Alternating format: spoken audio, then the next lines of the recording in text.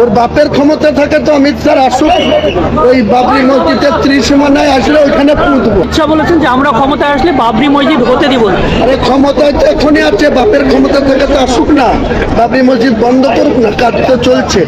ওর বাপের ক্ষমতা থাকে তো অমিত স্যার আসুক, ওই বাবরি মসজিদের ত্রিসীমানায় আসলে ওইখানে পুঁতবো, ওইখানেই কবর দিব। হিন্দু ভোটের মন পেতে কি এমন মন্তব্য করেছে? তাছাড়া আবার কি, মুসলমানদের বিরুদ্ধে কথা বলা তো ওদের চিরচরিত অভ্যাস। রাম মন্দির করেছে, শুধু হিন্দুদের একাট্টা করে মুসলমানদের বিরোধিতা করে অযোধ্যায় বাবরি মসজিদ ভেঙে রাম মন্দির করেছে। এখন যখন আমি বাবরি মসজিদ করছি, এত ক্ষমতাটা মমতা ব্যানার্জিরও তো উচিত ছিল তখন আমাকে ক্ষমতা প্রয়োগ করে অ্যারেস্ট করে আমার ভিত্তি স্থাপন বন্ধ করতে পারতো। এখনো তো কাজ চলছে, তা আটকাক না, দেখি কত ক্ষমতা, ভোটের পরে কেন, এখনই আটকাক, আসুক, কতক্ষণ আসবে।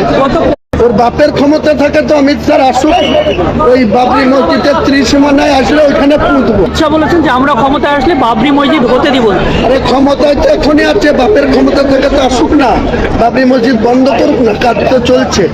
ওর বাপের ক্ষমতা থাকে তো অমিত স্যার আসুক, ওই বাবরি মসজিদের ত্রিসীমানায় আসলে ওইখানে পুঁতবো, ওইখানেই কবর দিব। হিন্দু ভোটের মন পেতে কি এমন মন্তব্য করেছে? তাছাড়া আবার কি, মুসলমানদের বিরুদ্ধে কথা বলা তো ওদের চিরচরিত অভ্যাস। রাম মন্দির করেছে, শুধু হিন্দুদের একাট্টা করে মুসলমানদের বিরোধিতা করে অযোধ্যায় বাবরি মসজিদ ভেঙে রাম মন্দির করেছে। এখন যখন আমি বাবরি মসজিদ করছি, এত ক্ষমতাটা মমতা ব্যানার্জিরও তো উচিত ছিল তখন আমাকে ক্ষমতা প্রয়োগ করে অ্যারেস্ট করে আমার ভিত্তি স্থাপন বন্ধ করতে পারতো। এখনো তো কাজ চলছে, তা আটকাক না, দেখি কত ক্ষমতা, ভোটের পরে কেন, এখনই আটকাক, আসুক, কতক্ষণ আসবে।